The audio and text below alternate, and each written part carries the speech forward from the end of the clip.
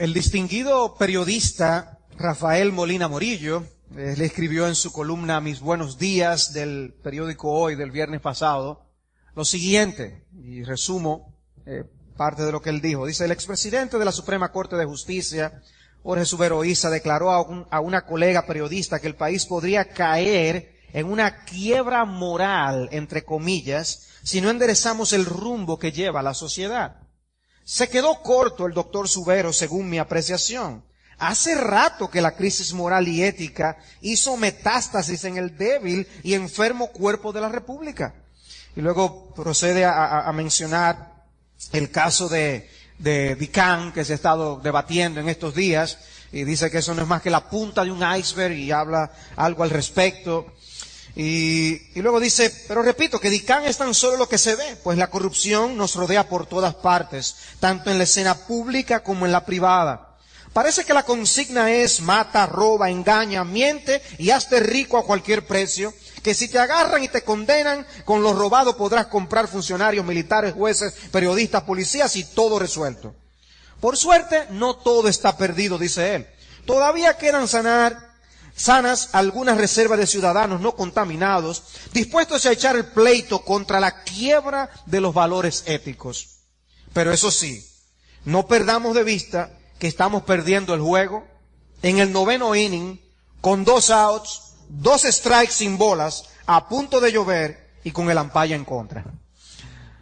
Ciertamente una descripción realista de la situación que estamos viviendo como país. Pero hay algo que es más real que eso. Y es que la Biblia dice que la luz en las tinieblas resplandece. Nuestro mundo se encuentra ahora mismo bajo densas tinieblas de maldad. Los famosos ya no saben qué más escándalos hacer para llamar la atención sobre sí. Los padres no saben qué hacer con sus hijos. Y muchas veces los siguen mirando como los pequeños inocentes, mientras estos hijos hacen y deshacen con sus amigos y en las redes sociales, y los padres ni idea de lo que está pasando por esas mentes y corazones. Ni hablar de estos tristes escenarios que uno tiene que contemplar en los supermercados o en otros negocios, cuando un padre cede a todo lo que el hijo quiere, ya sea manipulándolo con lágrimas o pateándoles y golpeándoles. Triste.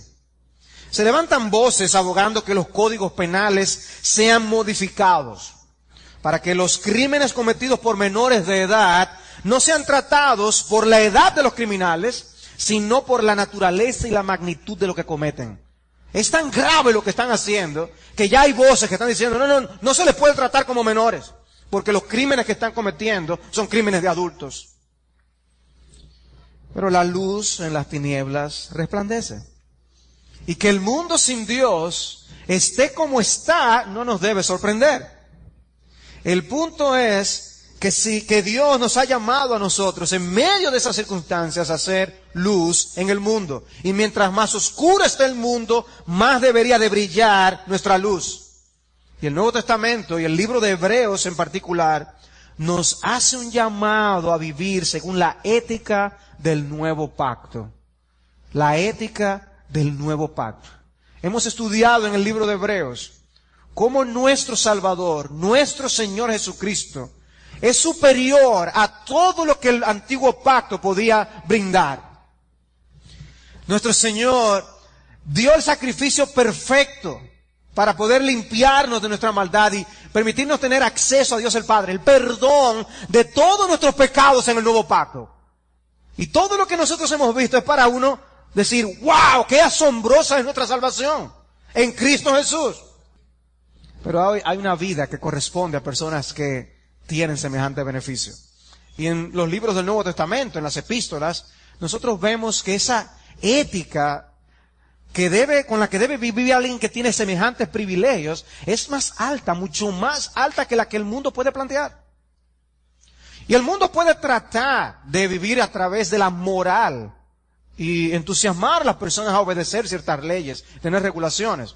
Y son cosas que ciertamente necesita la humanidad para la sociedad para poder subsistir. Si no, nos comemos y nos matamos unos a otros. Estamos vivos por lo que ha sobrevivido de la ética divina en el mundo. Pero nosotros tenemos una ética más alta. Nosotros tenemos una ética que comienza en el corazón.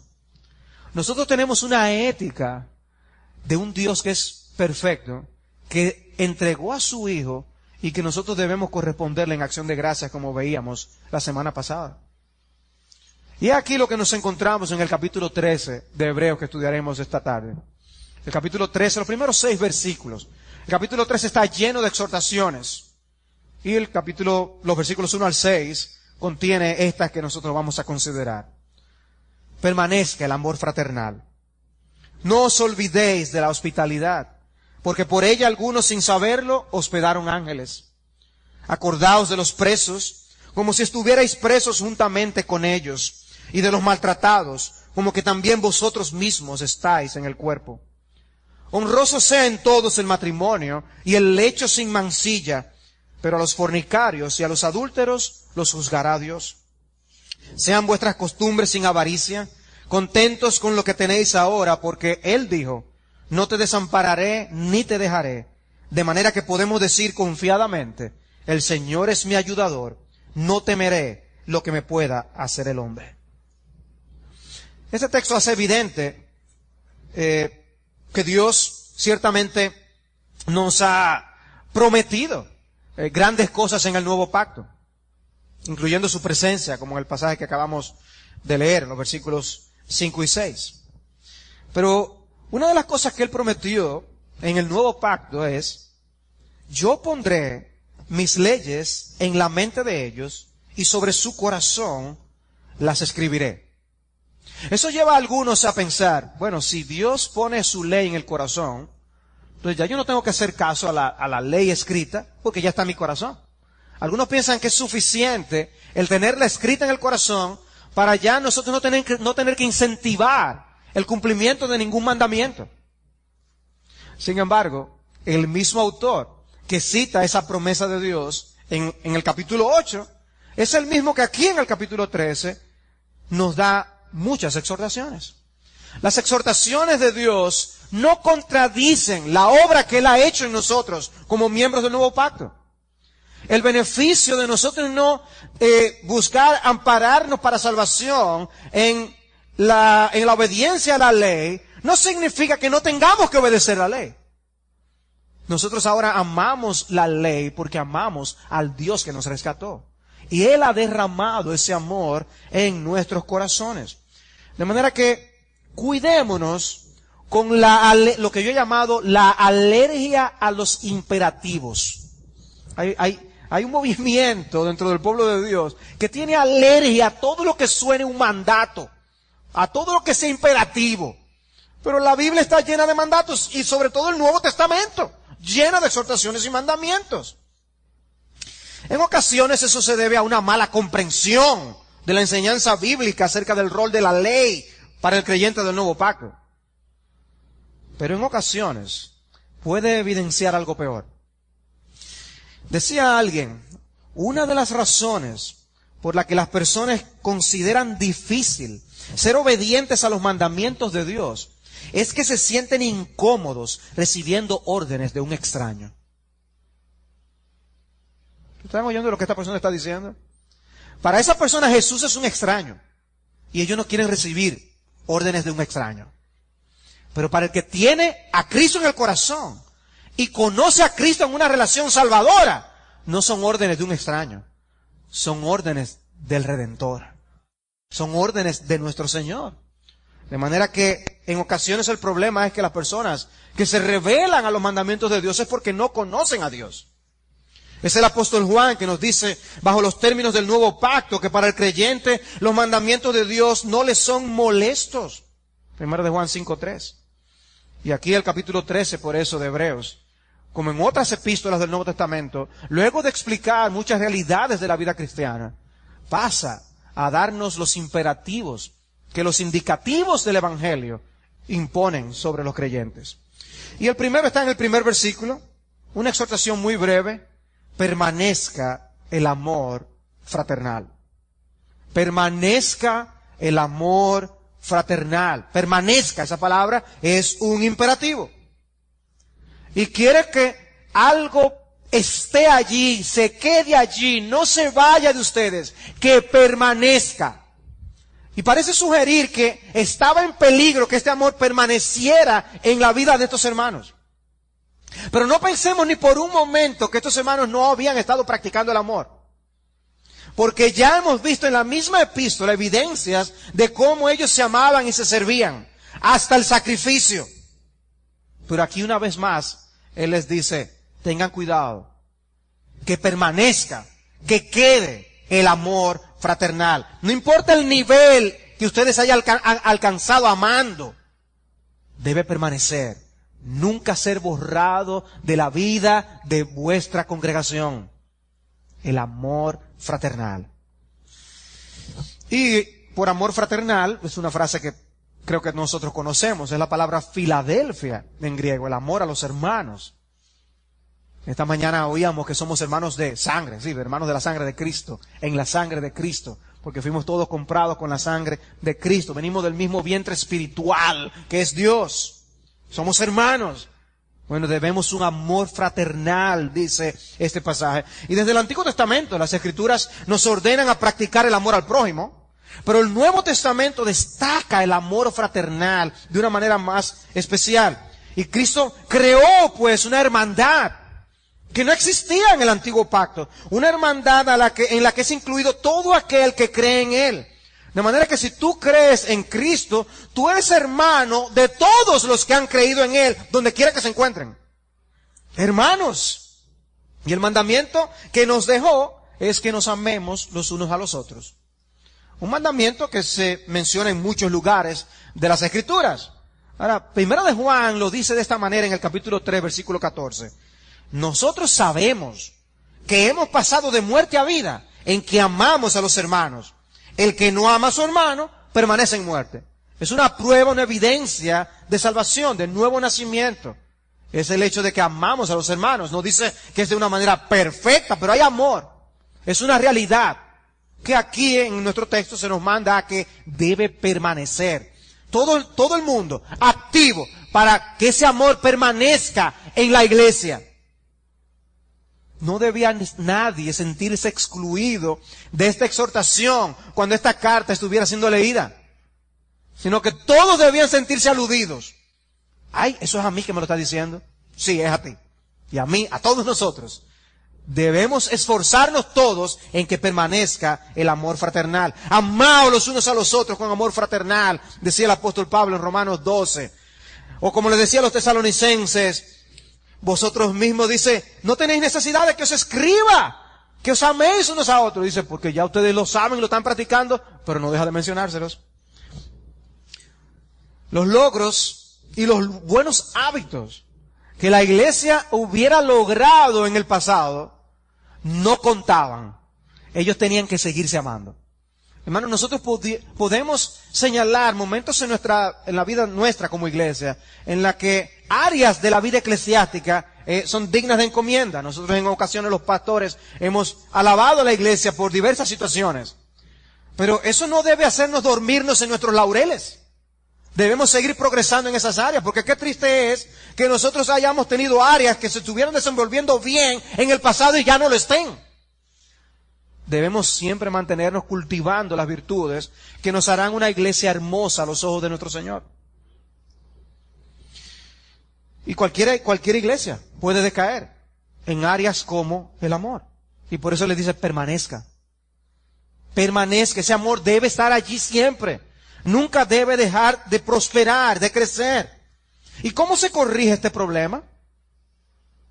Si la iglesia cae en una situación donde el amor ha decaído, ya se ha enfriado el corazón de muchos, ya hay gente que empieza a decir es que aquí el amor está flojo, no hay poco amor.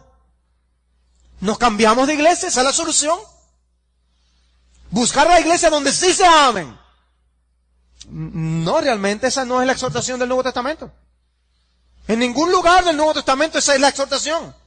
Lo que nos pide Dios es que cada uno haga lo que tiene que hacer. Eso es lo que dice la palabra. Y todos somos la iglesia y por ende, cada quien tiene que decidir de corazón practicar el amor. Cada quien.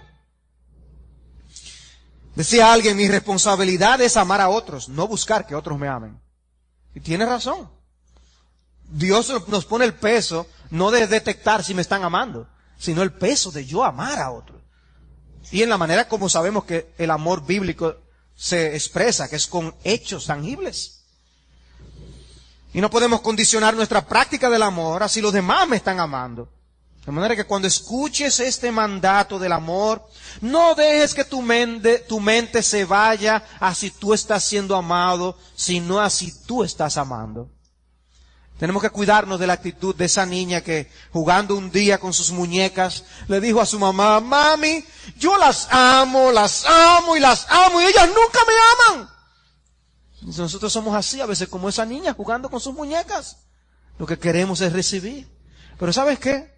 Amado tú eres. Amado tú eres. Al menos tú puedes afirmar que tú has sido amado por Dios. Dice 1 de Juan 4:11. Amados, si Dios nos ha amado así, debemos también nosotros amarnos unos a otros. ¿Ven cómo Juan lo dice? Amados. Es que somos amados. Amados, tú eres amado. Si Dios nos ha amado así, Dios nos ha amado. Aunque sea Dios nos ha amado. Entonces dice, debemos también nosotros amarnos unos a otros.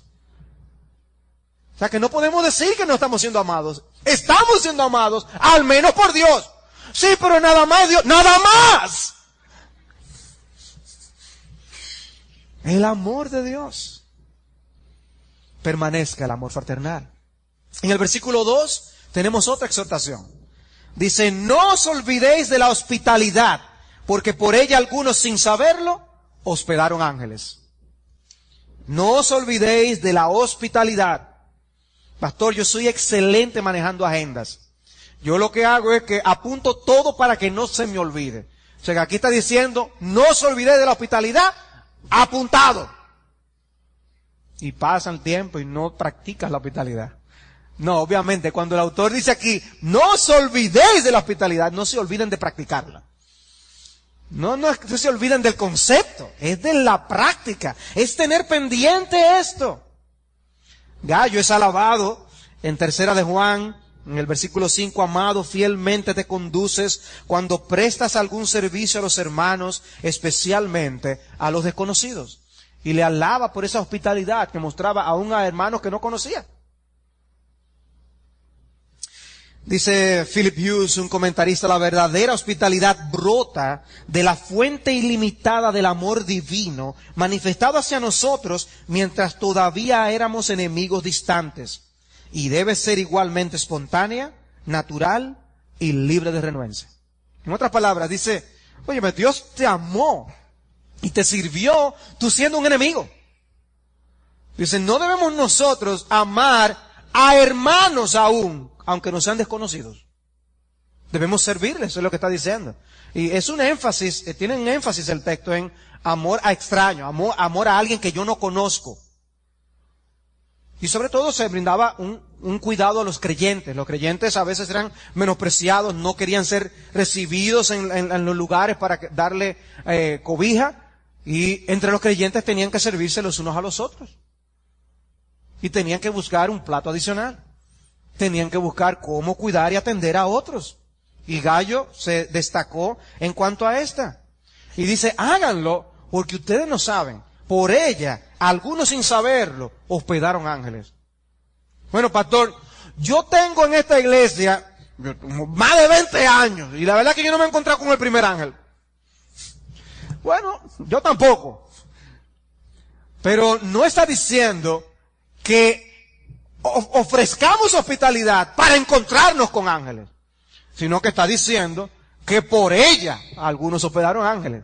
O sea que tiene muchos beneficios, tiene muchos privilegios. ¿De quién fue el privilegio? ¿De Abraham o de los ángeles que fueron a la casa de Abraham? El privilegio fue de Abraham en Génesis 18, cuando recibe a 2 ángeles y al ángel de Jehová, que es una manifestación de la segunda persona de la Trinidad, en el antiguo pacto. ¿De quién fue el privilegio? De Abraham, obviamente. Bueno, el privilegio de nosotros mostrar la hospitalidad es nuestra. Es nuestro. Ese es un privilegio que Dios nos da a nosotros de poder hacerlo. Y la Biblia plantea casos de hospitalidad para que nosotros veamos cómo esto puede obrar. La hospitalidad en el Antiguo Testamento guarda relación, por ejemplo, con la bendición de Isaac, de tener la bendición de Isaac como hijo. El rescate de Lot, de Sodoma. O la liberación que tuvo Rahab de ser destruida en Jericó.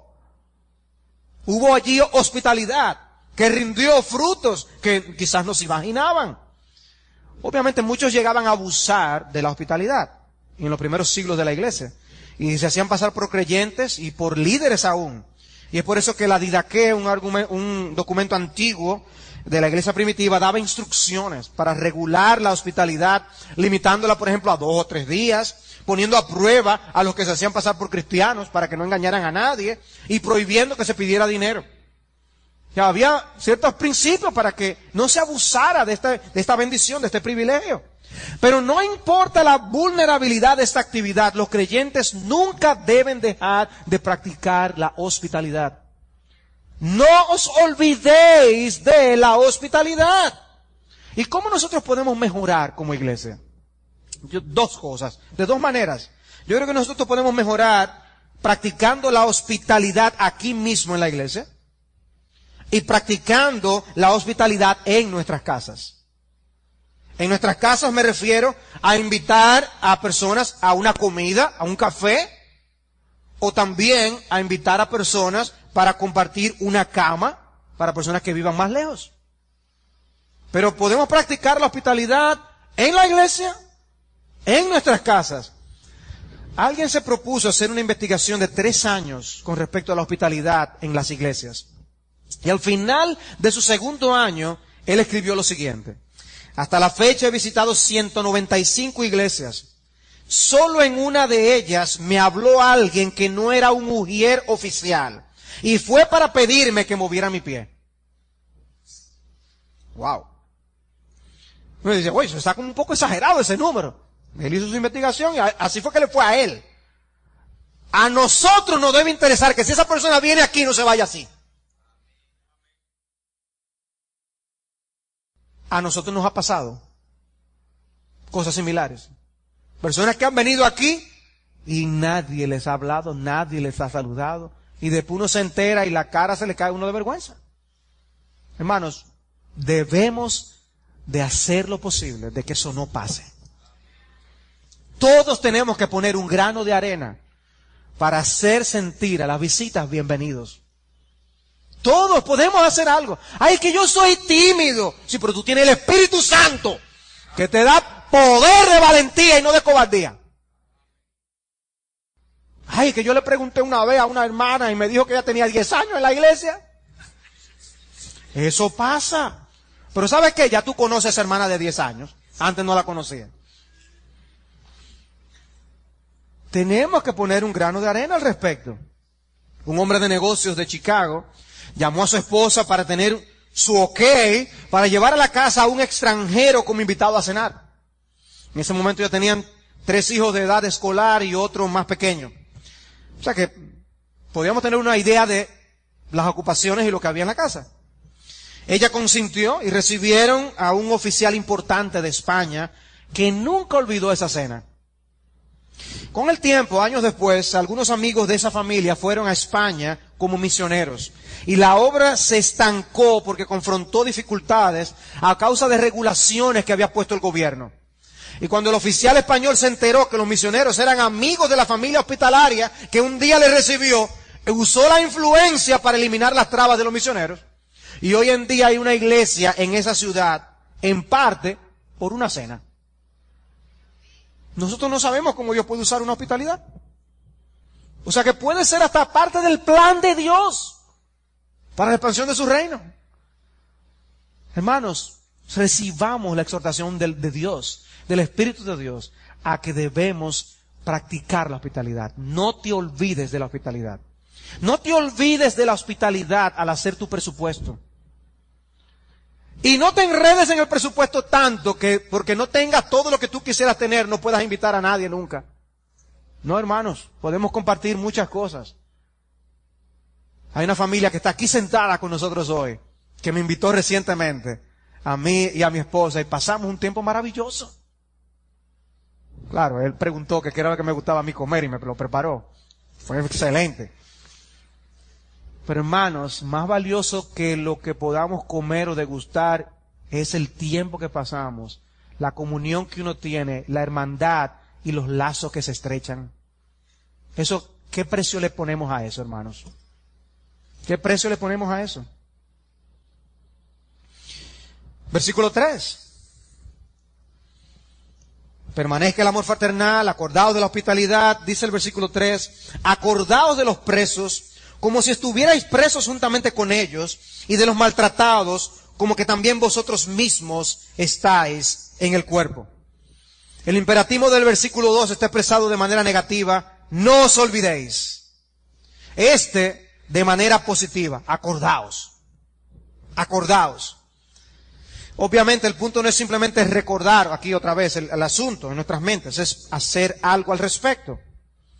El jefe le pide a su empleado que recuerde llamar a un cliente, la madre le dice a su hija que recuerde organizar la ropa recién lavada, y si le preguntan luego, ¿recordaste lo que yo te pedí? Oh sí, yo lo recordé como 10 veces, pero ¿lo hiciste? No. ¿Y entonces? Es recordar para ponerlo por obra. La idea del pasaje no es que reproduzcamos en nuestra mente la imagen de los hermanos que están presos. La idea es hacer algo al respecto, hacer algo por ellos. El tipo de memoria de la que se habla aquí es una memoria que actúa. Lo tiene tan pendiente que lo pone en práctica. El amor fraternal del versículo 1 encuentra expresión en un grupo de creyentes y en un sentido también por medio de la hospitalidad, versículo 2, y a otros ministrando a hermanos perseguidos, versículo 3.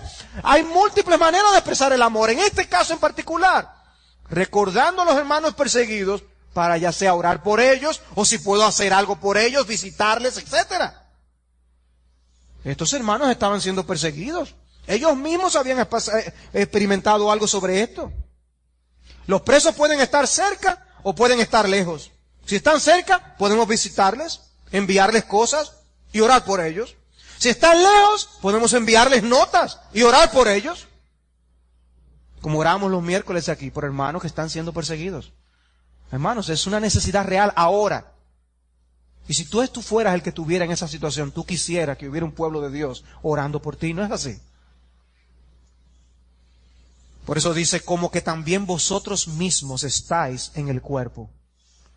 Y aquí no se está refiriendo, como algunos mencionan, a el hecho de que somos miembros del cuerpo de Cristo. Ellos son miembros del cuerpo de Cristo, ustedes son miembros del cuerpo, entonces debes orar con ese sentimiento, debes servir con ese sentimiento. No. Lo que está diciendo es, como tú sintiendo en tu mismo cuerpo lo que ellos están sintiendo, poniéndote en lugar de ellos. Eso es lo que está diciendo el texto.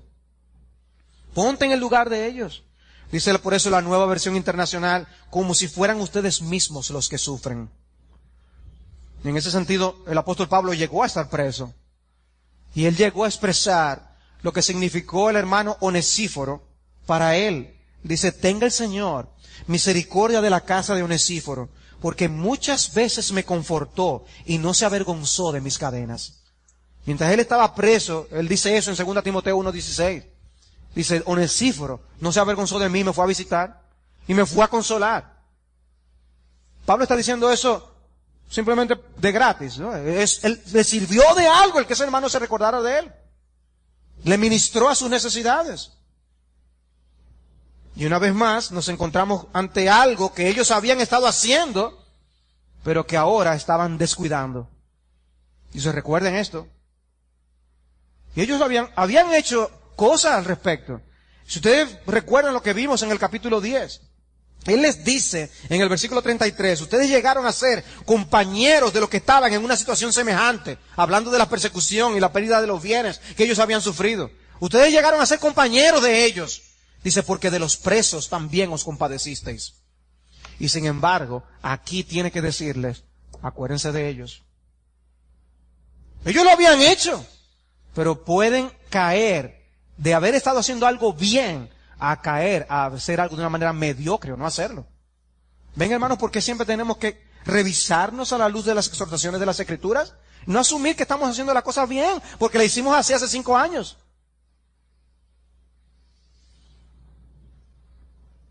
Luego, el autor salta al tema del matrimonio. Versículo 4. Y dice, honroso sea en todos el matrimonio y el lecho sin mancilla. Pero a los fornicarios y a los adúlteros los juzgará Dios. Honroso sea el matrimonio. Deben atribuirle un alto valor al matrimonio. Ven, está dando exhortación. Le habla del tema del amor, le habla de la hospitalidad, le habla de la atención a los presos, compasión en otras palabras. Y aquí les dice, recuerden el matrimonio. La ética del nuevo pacto. Lanzando exhortaciones de la ética del nuevo pacto. El peso del privilegio de ser miembro del nuevo pacto es que impone una conducta diferente a la que estamos viviendo en el mundo. Y eso incluyendo en el área del matrimonio. El texto está diciendo que es posible el sexo puro y limpio a los ojos de Dios. Que puede haber lecho sin mancilla. La iglesia estuvo desde sus inicios bajo el ataque del ascetismo, que consideraba el matrimonio y la intimidad conyugal como una contaminación. Y el Nuevo Testamento ciertamente nos recuerda de que hay un don de continencia que algunos tienen y se pueden quedar sin casar. Pero algunos estaban llevando el asunto todavía muy lejos. Y por eso dice Pablo en 1 Timoteo 4 que algunos prohibían casarse. Y dice eso era como una doctrina de demonios. Dice, esas personas no tienen el matrimonio en el nivel de dignidad que debe mantenerse. El aprecio y la estima hacia la institución matrimonial es un asunto de todos, dice. Honroso sea el matrimonio ante todos. Todos debemos darle valor a esa institución. De manera que este pasaje es un ataque directo contra la costumbre cada vez más popular de que las personas convivan sin el compromiso matrimonial. Este texto también nos exhorta a proteger la valiosa institución del matrimonio como Dios la concibió y la creó. Nos debe interesar a todos que no se propague la mentira que se quiera hacer creer de que existe tal cosa como el matrimonio homosexual. Porque si es entre dos personas del mismo sexo, entonces ya no es matrimonio, eso es otra cosa. Es un invento, un experimento del hombre moderno. No matrimonio. No nos dejemos engañar. Este texto también es un ataque directo a todos los que se apartan o se desvían del compromiso de ser fiel al esposo o a la esposa. El lecho sin mancilla, que es traducido como fidelidad conyugal por una versión. Dios juzgará a los adúlteros y a los fornicarios. Pero no pensemos que se trata únicamente del adulterio consumado, porque Jesús nos aclaró eso en el Sermón del Monte. El que mira a una mujer para codiciarla, ya adulteró con ella en su corazón. La ética del nuevo pacto abarca lo que ocurre con nuestros ojos. Y veamos cómo lo que ocurre con nuestros ojos afecta a lo que pasa en el corazón. Ya adulteró con ella en el corazón. La codiciaste con los ojos y adulteraste con ella en el corazón. A una relación directa. Y Dios te compró completo, alma y cuerpo. Tus ojos son suyos y se deben apegar a la ética del nuevo pacto. Fuiste comprado por precio. Y no te compró cualquiera, te compró el Señor Jesucristo. Y es un asunto que puede ser muy privado, algo que solo Dios y tú saben, pero Dios te compró. Dios compró los miembros de tu cuerpo. Hasta allí llega la ética divina. Por eso Cristo decía, por tanto, si tu ojo derecho te es ocasión de caer, sácalo y échalo de ti, pues mejor te es que se pierda uno de tus miembros y no que todo tu cuerpo sea echado al infierno.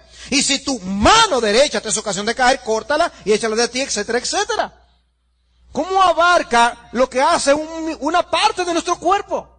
Tiene incidencia con el corazón. Abarca lo que ves en la calle, lo que ves en la televisión, lo que ves en internet, lo que ves en las redes sociales. No importa si es en tu laptop, el teléfono, la tableta. Jesús es Señor de tu sexualidad. Y el Señor quiere la santidad de su pueblo. Lo vimos esta mañana en la oración del Señor y lo vimos en Hebreos 12:14. Seguid la paz con todo y la santidad sin la cual nadie verá al Señor. Esa es la ética del nuevo pacto. No nos ha llamado a inmundicia, sino a santificación. Ahora yo te pido, siente en tu corazón el sentir de Dios en el pasaje de 2 Corintios 6, versículos 14 al 18. Oye esto con atención.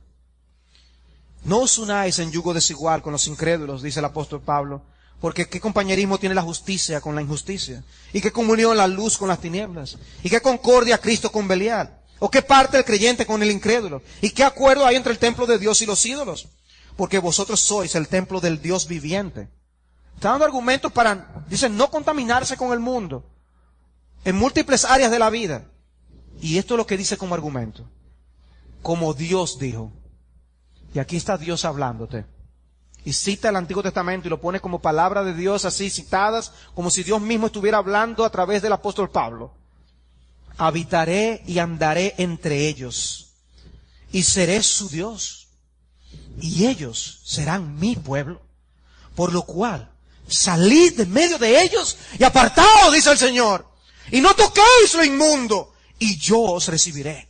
Y seré para vosotros por padre, y vosotros me seréis hijos e hijas, dice el Señor Todopoderoso. Ven a sentir de Dios. Lo que Dios quiere es, no te contamines, no te ensucies, no toquéis eso. Y es el corazón de un padre amando a su hijo, para que no ponga la mano en algo que le puede hacer daño. Y aquí vemos a Dios en su corazón rogándote a ti. Solo tú sabes quizás con qué tú estás luchando. Y Dios te está diciendo, no toquéis lo inmundo. Salid en medio de ellos, mantente puro. Y recuerda la oración de Cristo. Santifícalos en tu verdad. Tu palabra es verdad. De manera que, hermanos, en un mundo en el que la gente piensa que el matrimonio es intrascendente y en el que el adulterio es tontería, nosotros tenemos oportunidad de ser sal y luz. Tengamos los matrimonios que Dios quiere que nosotros tengamos. Sé tú el esposo y la esposa que busca agradar a Dios. Sé una diferencia en este mundo. Y aún tú, hermano soltero, sé una diferencia manteniendo la pureza en un mundo que trivializa y celebra la fornicación. Esa es la ética del nuevo pacto. Tú tienes el privilegio de ser un miembro del nuevo pacto. Bueno, pero Cristo te ha comprado para que tú vivas para Él. Finalmente, los versículos 5 y 6 nos dan esta exhortación con respecto al contentamiento. Sean vuestras costumbres sin avaricia, contentos con lo que tenéis ahora, porque Él dijo, no te desampararé ni te dejaré, de manera que podemos decir confiadamente, el Señor es mi ayudador, no temeré lo que me pueda hacer el hombre. Contentos. Es un mandato puesto a modo de un participio que tiene fuerza imperativa. ¿Y qué había visto el autor en estos hermanos que le lleva a decirle, señores, estén contentos? ¿Qué había visto él? No lo sabemos, pero algo vio el autor que le mueve a hacer esta exhortación. Y aquí otra área en la que estos hermanos habían estado andando bien, pero que aparentemente estaban abrazando una actitud desordenada. Hablando de los días pasados, les dice, ustedes sufrieron el despojo y la pérdida de vuestros bienes, sabiendo que tenéis en vosotros una mejor y perdurable herencia en los cielos, con gozo. O sea, que ustedes se sintieron gozosos cuando perdieron esos bienes por causa del Señor. El corazón de ellos no estaba atado a estas cosas, pero parece que algo había pasado. Y ahora les dice que tengan cuidado con la avaricia y que debían cultivar el contentamiento. Había un grado de desconfianza del cuidado que Dios podía tener de ellos posiblemente. Y donde la enseñanza de Mateo 6 de Cristo con respecto al afán y la ansiedad había sido eclipsada. Dice Thomas Watson, el puritano, la persona descontenta piensa que es demasiado todo lo que hace para Dios y que lo que Dios hace por ella es muy poco. Yo le hago mucho por Dios y Dios hace poco por mí. Dice el descontento. Piensa así. Y es por eso que el autor incluye en su exhortación esa promesa del Señor a Josué. Porque Él dijo, no te desampararé ni te dejaré. Yo voy a estar contigo. Y le cita también el Salmo 118. El Señor es mi ayudador, no temeré lo que me pueda hacer el hombre. Cualquiera podría ser tentado a pensar, pero esa fue una promesa que Dios le dio a Josué o a otra persona. Sin embargo, el Espíritu Santo la está aplicando aquí para todos nosotros. No te dejaré ni te desampararé, por eso estemos contentos. cualquiera que sea nuestra situación, porque el Señor se comprometió a estar con su pueblo siempre. ¿Qué promesa? La promesa de la presencia protectora permanente de Dios. Dios nunca nos desamparará. Lo cual tiene que tener un impacto en nuestra relación hacia los objetos y las cosas de este mundo, para que nuestro corazón no se cargue de estas cosas. El hecho de que el Señor nos haya dado semejante promesa es una razón insuperable contra el descontento. No porque haya prometido saciar nuestros anhelos, sino porque Él mismo es el objeto principal de nuestros deseos. Y quien tiene la virtud del contentamiento no se va a sentir solo. Nos pueden quitar lo terrenal, pero no nos pueden quitar lo más importante. Decía el Señor, no temáis a los que matan el cuerpo, mas el alma no pueden matar. Temed más bien a aquel que puede destruir el cuerpo y el alma en el infierno. Y es por eso que cantamos castillo fuerte, como decía Lutero. Nos pueden despojar de bienes y hogar, el cuerpo destruir, mas siempre ha de existir de Dios el reino eterno. Y yo estoy seguro que letras como esa y versículos como ese que yo acabo de leer deben ser muy apreciados por hermanos que están viviendo ahora mismo en lugares de persecución. Un puritano se sentó a comer y descubrió que solo tenía un poco de pan y agua. Su reacción quedó registrada con las siguientes palabras: ¿qué? ¿Todo esto y a Jesucristo también? Y ese es el tipo de exhortaciones de las que no nos podemos, hermanos, escapar fácilmente. Nos dicen, ¿está contento? ¿Cómo tú haces? Porque hay muchos otros mandamientos que tú dices, pero yo estoy haciendo otra cosa, pero yo aquello. El hombre puede buscar algo externo que haga creer que se está cumpliendo el mandamiento. No matarás, yo no he matado a nadie. No adulterarás, yo he sido fiel siempre. No robarás, ni un centavo a nadie. Pero cuando se dice no codiciarás, ¿el corazón de quién queda limpio? Porque ya es algo del corazón. Estad contentos con lo que tenéis. Se trata de una actitud y es difícil reducirlo a una lista de cosas permitidas y prohibidas. Se trata de aquietar el alma con lo que realmente satisface. Se trata de poner en el alma una perspectiva celestial que va en contra de vivir simplemente con lo que nuestros ojos ven. Se trata de poner en el corazón los principios que hay en la palabra contra el afán y la ansiedad. Sean vuestras costumbres sin avaricia. Que hay una diferencia para la manera como está viviendo el mundo. ¿Y cómo dice la Biblia que es la avaricia? Idolatría. Es Paul Tripp, que narra en su primer viaje que hizo a la India. Y dice que él entró a un templo donde había una estatua como de 20 pies que era un falo masculino. Y allí habían las personas adentro adorando a ese ser, postrados, tirados en el piso, besando la base de esa estatua. Dice, yo salí de ese lugar horrorizado, me fui corriendo, no quería estar en ese lugar, me entré al vehículo, me quedé y gracias Señor, porque yo no soy así. Y no bien terminó de decir las palabras, como un rayo vino el Espíritu Santo y le dijo que tú no eres así. Lo que pasa es que tú tienes otros ídolos que son mucho más sutiles, pero tú eres igual. ¡Wow! Nos llamamos de otra manera, pero son ídolos que también ocupan el lugar que solamente le corresponde al Señor. Y con razón, el apóstol Juan termina su epístola diciendo, hijitos míos, guardaos de los ídolos. Tengan cuidado de los ídolos. Dice un autor, el mall está erigido como un templo al consumismo y a todos sus valores, la comodidad, la afluencia, la conveniencia y la moda. La Edad Media tuvo sus catedrales, la Edad Moderna sus fábricas, la era posmoderna tiene sus centros comerciales. Pero son ídolos también. Dice, sean vuestras costumbres sin avaricia.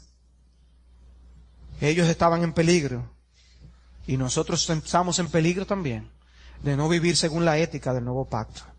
Cuando unos soldados se presentaron ante Juan el Bautista y le preguntaron qué tenían que hacer para dar evidencia del verdadero arrepentimiento, Juan el Bautista le dijo, no extorsionen, no calumnien y estén contentos con vuestro salario. Y yo no sé cómo era el salario de ellos, pero Juan el Bautista no le estaba diciendo si el salario era justo o no. Probablemente no lo fuera. Pero el verdadero arrepentimiento debía poner en ellos una actitud distinta hacia el dinero y las posesiones.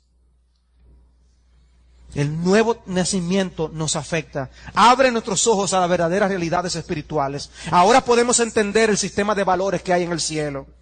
Por eso Benjamin Franklin podía decir, el contentamiento hace ricos a los hombres pobres y el descontento hace pobres a los hombres ricos. Pero si nosotros tenemos a Cristo, nosotros no decimos que lo tenemos con Él a todo y cantamos Cristo es mi todo. Pero a la hora de practicarlo, mostramos otra cosa. Debemos tener cuidado. Por eso Pablo podía hablar de vivir como no teniendo nada, pero poseyéndolo todo. O diciendo que él mismo había tenido escasez y había aprendido a contentarse cualquiera que fuera su situación. Sé vivir humildemente, sé tener abundancia, en todo y por todo estoy enseñado. Lo tuvo que aprender. Todo lo puedo en Cristo, que me fortalece. Cristo es quien nos puede ayudar a estar contentos con lo que tenemos. Un cuento habla de un rey que estaba padeciendo una rara enfermedad. Sus astrólogos le dicen que para sanarse tenía que ponerse la camisa de un hombre contento. Sus siervos salieron a buscar al hombre contento por todo el reino y después de una larga búsqueda encontraron a un hombre verdaderamente feliz. El problema es que descubrieron que no tenía camisas. Pero estaba feliz, estaba contento, aunque no tuviera camisa. Porque como dice Thomas Watson, la humildad es como un plomo en la red, pues mantiene al alma abajo cuando ésta se levanta por medio de la pasión. Y el contentamiento es como el corcho, pues mantiene el corazón a flote cuando se está hundiendo por el desaliento. Dios nos mantiene a flote, aunque las cosas no estén marchando como quisiéramos, pero Dios está a nuestro lado. ¿Cuál es la ética del Nuevo Testamento, del Nuevo Pacto? Amor fraternal, compasión e identificación con los hermanos perseguidos, hospitalidad, matrimonios saludables y estables, contentamiento. ¿Qué tú vas a hacer al respecto a partir de hoy? ¿Qué tú vas a hacer al respecto a partir de hoy? ¿Tú llegarás al próximo domingo en la misma condición? Como miembro del nuevo pacto, no debe ser así. Como miembro del nuevo pacto, puede ser distinto. Porque tú puedes decir junto con el apóstol Pablo, todo lo puedo en Cristo que me fortalece.